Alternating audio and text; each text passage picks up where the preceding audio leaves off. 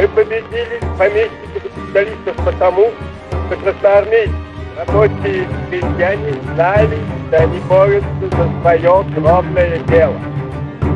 Мы победили потому, что вершали чудеса храбрости, переносили неслыханные чтения, жертвовали собой, гоняли беспощадно с курников труд. Теперь мы уверены,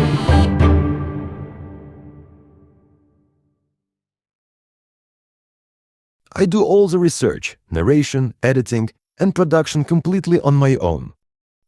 So if you enjoyed this video, hitting the like button really means a lot to me. Thank you and enjoy the documentary. Vladimir Lenin was born on April 22nd, 1870 in Simbirsk. He came from an ordinary yet cultured family. His father, Nikolaevich, was an idealistic teacher who opened schools in remote places, fighting for peasant children to get an education. His mother, Maria, was self-taught, spoke several languages, and lived in music. In this home of 6 children, love, discipline, and hard work ruled. Little Volodya learned to read at the age of 5 and quickly drowned in books. At school, he was always an exemplary student. It is said he never once came late and never missed his homework. But outside this happy home, Tsarist Russia was chaotic. On paper, peasants were free, yet the land was in the hands of aristocrats. Most of the population were peasants. Industrialization had just begun, and a small working class was rising in the cities. Hunger, poverty, and ignorance were daily reality. The Tsarist regime blocked peasants from organizing, keeping them under strict control. Naturally, radical groups grew against oppression and misery. The strongest of them was called Narodnaya Volya. This movement, known as the People's Will, aimed to topple the autocracy through acts of terror. In fact, in 1881, they even assassinated Tsar Alexander II, but it solved nothing. The crackdown only grew harsher, and many members were executed. Lenin's older brother, Alexander Ulyanov, who studied zoology, was close to this movement, and in 1887, news arrived that shattered the family's happiness. Alexander, along with his friends, was caught preparing an assassination against Tsar Alexander III. Alexander was put on trial, and at just 21, his life was ended. For young Lenin, this was the turning point of his life. His brother's courage left a deep mark on him. But he did not agree with the method Alexander had chosen. To him, true liberation could only come through the organized struggle of the working class. When Lenin entered the law faculty at Kazan University, he was at the very front of the student movements. He was seen in every protest. Because of his brother, he was already marked. And now his activism brought his education to an end. In his very first year, he was expelled. He was considered so dangerous that he was even exiled from the city. He moved to Samara, a quiet and calm town. But such places were a natural ground for a man like Lenin. In this solitude, he studied socialism more deeply. He worked so hard that he even gave up music, believing it stole time from his studies. This was the period where he laid the foundations of all his future theory and struggle. When Lenin's exile ended, workers in Petersburg were restless. In the Tsar's capital, poverty was fueling strikes and protests in the factories. It was the perfect ground for Lenin. He went to Petersburg, meeting workers in workshops under the flickering light of oil lamps. He explained Marx's ideas, the workings of capitalism. Low wages, harsh conditions, the exploitation of bosses. The workers listened with awe, drawn to his sincerity. But as his activity grew, Lenin and his comrades were caught in a police raid. At just 25, he was thrown behind bars for the first time. Soon after, he was sent into exile again, to the village of Shushenskoye in Siberia. There, something unexpected awaited him: love.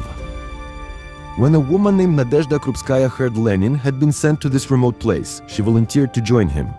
In Petersburg, she had been active in Marxist circles. She had crossed paths with Lenin a few times before, admiring him deeply. By Tsarist law, the only way she could be with him was to marry him officially. And so, in 1898, they were married. This exile became the most intense reading period of Lenin's life. It was a storm of production. He wrote articles dissecting the workings of capitalism and built the theoretical base of socialism with greater strength. When his exile ended, he worked as a legal assistant in the Samara courthouse. But the air of the courtroom could not satisfy him. His true energy came from the pages of Karl Marx. Instead of drowning in files, he buried himself in Marxism, writing theory after theory. Over time, Lenin gathered a serious circle around him. In 1903, he took part in the Second Congress of the Russian Social Democratic Labour Party in London. There, he argued that revolution could not be carried out by a loose mass movement. It needed a disciplined party, made of professional revolutionaries, strong as steel. Only such an organization, he said, could strike a real blow against Tsarism.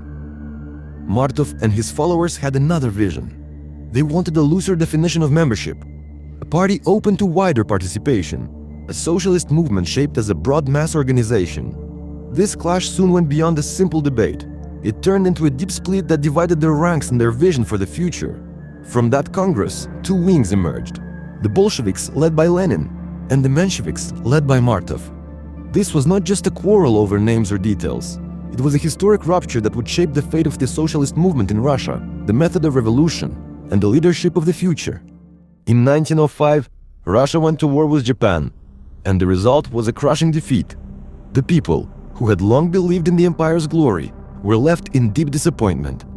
For the masses already suffering from hunger and poverty, this loss broke the last of their patience. On January 9th, thousands of workers, carrying petitions in their hands, marched toward the Tsar's palace. They wanted a more humane and freer life. But the Tsar's answer came in bullets. That day, remembered in history, destroyed the people's final trace of faith in the Tsarist regime. After the Tsar's harsh response, strikes spread. Peasants rose up, mutinies shook the navy, and for the first time in history, workers chose their own representatives and formed Soviets. These councils turned the will of the masses into an organized force. From exile, Lenin watched these events with excitement, seeing the Soviets as the future organs of power. The Tsar, to contain the rising wave, was forced to make concessions. On October 17, 1905, he issued the October Manifesto. It promised freedom of press, speech, and assembly.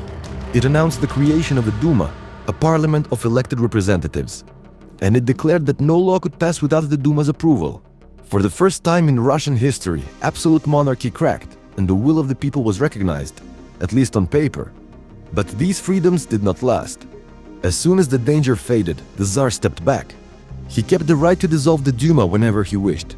The concessions were nothing more than temporary promises, meant only to calm the people's anger. The revolution of 1905 failed, but it had already changed Russia's destiny. For the first time, the people felt their own power, and they saw that Tsarism was not invincible. Lenin described this moment as a rehearsal for the real revolution. To him, 1905 was the sign of the great storm to come. After the uprisings, the Tsar declared martial law. The mass movement weakened under heavy repression. Strikes declined, workers fell silent, and many revolutionaries were arrested. For Lenin, this meant living completely underground. In this hard time, Lenin survived by moving from country to country. He fought not only against Tsarism, but also against opposition within his own ranks. His conflict with the Mensheviks deepened. Finally, he separated the Bolsheviks in practice, turning them into an independent party. This step would put the history of the Russian Revolution on an entirely new path.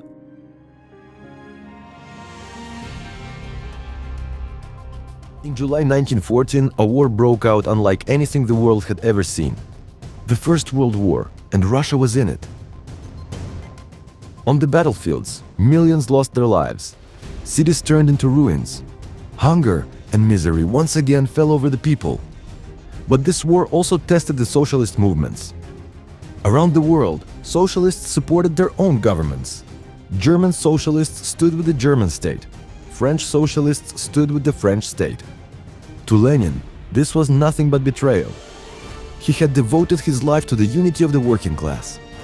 And now, socialists were firing at each other, lining up behind their rulers. From exile in Switzerland, Lenin defined the war in plain words. To him, it was an imperialist struggle to divide the world. And he argued there was only one way to stop it: workers and peasants uniting, turning the war into an opportunity for change. Even among his comrades, this was too radical. Not only the Mensheviks, But even many Bolsheviks thought Lenin had gone too far. No one had ever pushed the idea this far before. The war years became one of the most intense periods of Lenin's work. In Switzerland, he spent nights in libraries, combing through newspapers. He analyzed the economic effects of the war. He wrote article after article, interpreting the news from the front with a Marxist eye. Meanwhile, the families of soldiers were starving. As Russia's situation grew worse, desertion spread. And under these harsh conditions, disease and loss of life became unavoidable. Poverty that people could no longer endure pushed women workers into the streets in the freezing days of February. They struck for bread. A small protest quickly turned into a mass uprising. Thousands filled the streets. For Tsarism, this was a danger that had to be crushed at once. Soldiers were called out of their barracks, ordered to fire on the people, but many refused to shoot their own. Some units even switched sides and joined the uprising. This was nothing less than the death sentence of the Tsarist regime. The revolt was now unstoppable. At that moment, Tsar Nicholas II was at the front, trying to boost the morale of his soldiers. But telegrams from ministers and the palace spoke of collapse in Petrograd. Generals admitted they could no longer control the uprising. Nicholas was helpless. Even his closest men urged him to step down. At last, the Tsar yielded to history and abdicated. And so, after 300 years, the Russian Empire came to an end. First, the royal family was sent to a summer palace near Petrograd. Later, they were moved to Tobolsk in Siberia under constant guard. In his place, a provisional government was formed under Prince Lvov. It was led by liberal intellectuals and constitutional Democrats. They promised freedom of the press, amnesty, and a constitution. By September, they even declared the Russian Republic. But on the most critical question, the war, they broke with the people. Millions demanded peace. The government insisted on fighting. At the same time, Soviets were rising, representing the will of workers and soldiers. But with no bread, no land, and no peace, the new republic was born already in crisis. From exile in Switzerland, Lenin followed the events step by step. Throughout the uprising, he published works against Tsarism. But he did not see the fall of the Tsar as a true victory. The war was still raging. The peasants were still landless. And Lenin feared that with the Tsar gone, the bourgeoisie would take control. He knew he could no longer stay outside Russia, and so began a journey full of controversy. Lenin and his comrades boarded the sealed train, allowed by the Germans, heading toward Petrograd. Some said Germany wanted to speed up revolution in Russia to weaken its enemy. Others said Lenin simply seized the moment. But this train was important enough to change the course of history. When Lenin arrived in Russia, thousands of workers and revolutionaries greeted him at the station with slogans. The very next day, Lenin began his work. He presented his theses to the Bolsheviks. They were clear and sharp. The provisional government must not be supported. All power should pass to the Soviets. The war must end at once. The land should go to the peasants. And the government of workers and peasants must be created. At first, Lenin's theses seemed extreme, but they matched the demands of workers and soldiers. And so the Bolsheviks quickly gained strength. The workers were starving. The soldiers were tired of dying. Lenin's call became a hope for all of Russia. In July 1917, the Bolsheviks took to the streets with hundreds of thousands of supporters. Their voices shook the city with one slogan: equal power to the Soviets. But the provisional government crushed the demonstrations with force. And soon, a wave of propaganda was launched to weaken the Bolsheviks. Even rumors spread that Lenin was a German agent. To avoid arrest, Lenin went into hiding in Finland. Russia was in chaos. Power struggles left the country in turmoil. At that moment, Tsarist General Kornilov marched thousands of troops toward Petrograd. It was a show of force, aiming to restore the Romanov dynasty through a coup. And clearly, some were willing to support it. The provisional government panicked. But the Bolsheviks were determined never to let Tsarism return. They quickly organized railway workers. Tracks were torn up, routes were blocked. The strikes erupted in factories. Soldiers rose in the barracks, and before Kornilov's army could reach Petrograd, it collapsed. This event gave the Bolsheviks even greater credibility. In the eyes of the people, they had proven themselves as the true defenders of the revolution. From his hiding place, Lenin sent letters to comrades like Trotsky, urging immediate action. It was time to return to the field.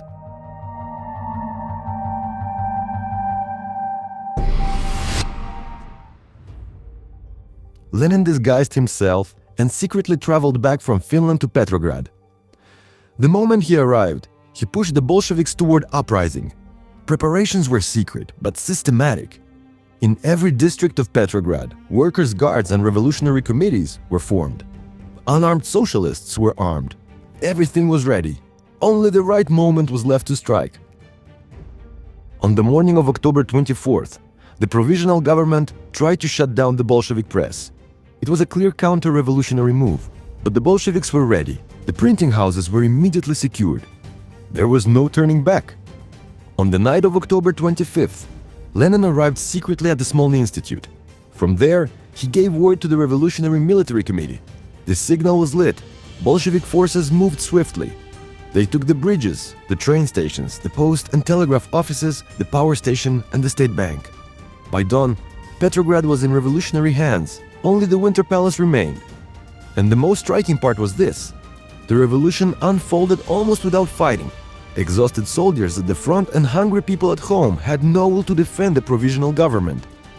The state machine collapsed on its own. That same morning, Lenin's declaration was read across Russia. The provisional government has been overthrown. State power has passed to the Soviets, led by the Petrograd workers and garrison. Meanwhile, members of the provisional government had gathered inside the Winter Palace. Knowing this, Lenin ordered the building surrounded. By morning, after brief artillery fire, the palace was seized. The ministers were arrested. The provisional government was gone. Now, only the Bolsheviks stood on the stage of history. After the victory, Lenin entered the Second Congress of Soviets, assembled at Smolny. The hall erupted in thunderous applause as he walked in. After taking power, the most urgent question before Lenin was the war still raging on. The army was collapsing. Soldiers were deserting at the front. The country was exhausted. The people wanted only one thing: peace. Lenin shared this demand. Whatever the cost, he wanted Russia out of the First World War. But there was a problem. Germany held a powerful card. Taking advantage of Russia's weakness, they imposed extremely harsh terms.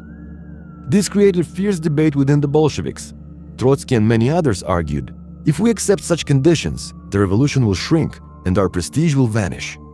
His proposal was to stall the talks, to play for time with the formula neither peace nor war. But Lenin was resolute. To him, the revolution could only survive if Russia left the war.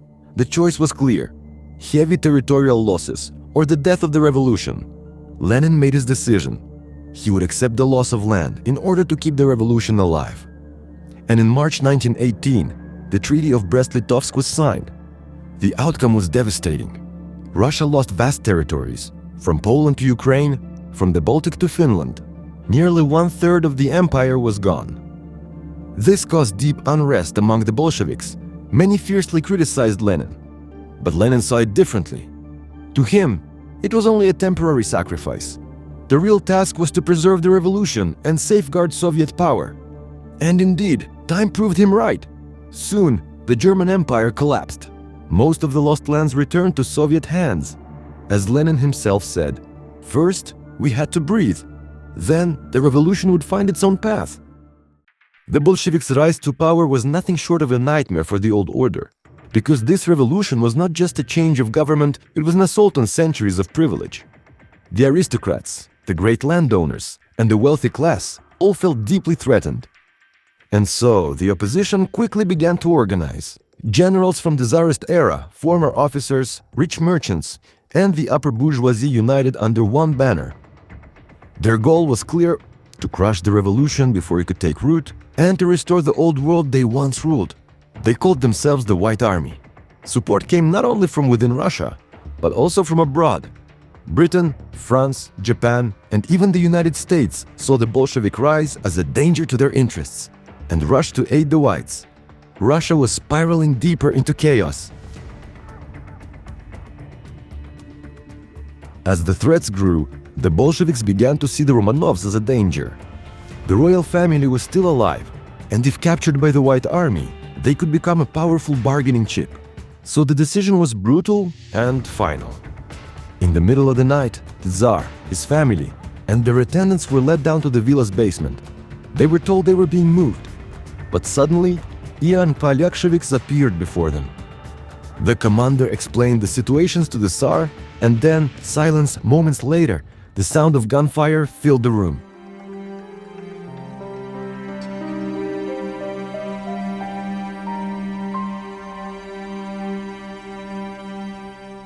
The White Army was advancing, foreign powers were fueling the chaos, and even old friends were turning against each other.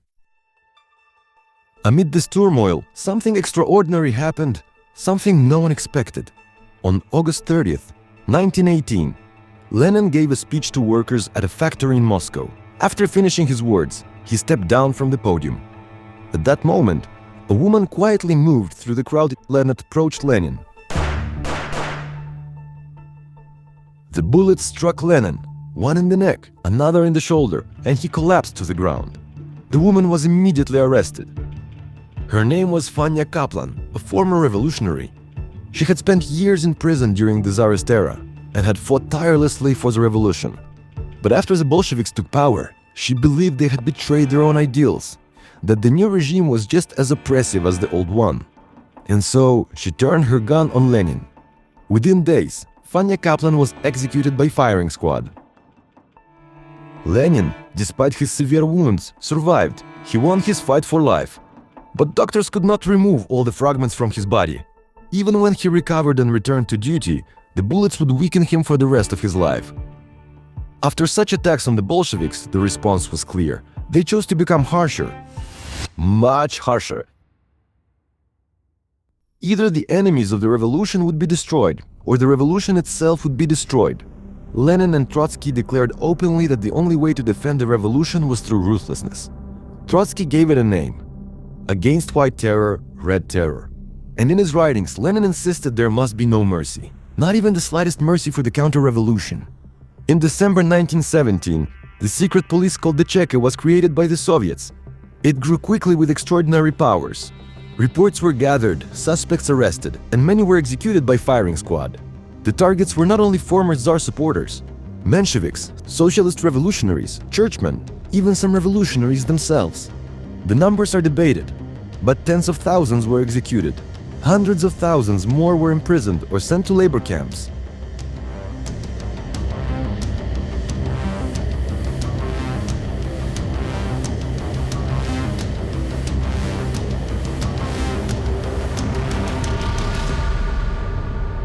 When the army and the cities needed food during the Civil War, grain was taken by force from the peasants. This fueled anger. Villages turned against the Bolsheviks. In some places, armed uprisings broke out. The very people who had carried the revolution now felt alienated. Lenin called it a temporary necessity. When the Civil War ended, the Bolsheviks stood victorious. Only one power remained: the Bolsheviks. But the victory was won over ruins. The country was exhausted. The cities were starving. The villages were devastated. And during the Red Terror, the people had been ruled through fear. The forced grain policies had driven peasants away, sparking hunger and revolt. So Lenin made a new choice: the new economic policy, the NEP. Now peasants would no longer surrender their harvest by force. They would give only a part as tax to the state and sell the rest in the market. Small traders and craftsmen were allowed to breathe again. Trade revived. But the state kept strict control of banks, foreign trade, and heavy industry. Lenin called this shift from a sudden assault to a long siege. Not the abandonment of socialism, but a tactic to keep it alive. The results came quickly. Markets grew lively, famine eased, industry began to recover. For Lenin, the NEP was the most critical decision to keep the revolution breathing. It was his last great sign of flexible yet determined leadership, before his health gave way. Lenin was now exhausted. Though 4 years had passed since the 1918 assassination attempt, the bullets left in his body had slowly damaged his brain. One day he suddenly suffered a stroke. He partly lost his ability to speak and write. In 1923, a second and then a third stroke followed. This time, the entire right side of his body was paralyzed. Amid these health crises, Lenin's mind turned to the future of the party. To him, if the party weakened, the revolution itself would collapse. But in his final years, one figure troubled him deeply: Stalin. Appointed General Secretary in 1922, Stalin had gathered extraordinary power. The position gave him control over appointments across the party. Lenin saw Stalin's language in debates as harsh, cutting, and at times outright bullying. Worse still, during one quarrel, Stalin hurled insults at Lenin's wife, Krupskaya. The incident wounded Lenin deeply. In his testament, he wrote that Stalin was too rude and must be removed from the post of general secretary. He criticized Trotsky, Zinoviev, Kamenev, and Bukharin as well, but his sharpest words were reserved for Stalin. Lenin's fear was clear: a personal dictatorship was rising within the party, and collective leadership had to be defended. His testament was read aloud to the Congress delegates, but no copies were made, and the wider party and the people never learned of it.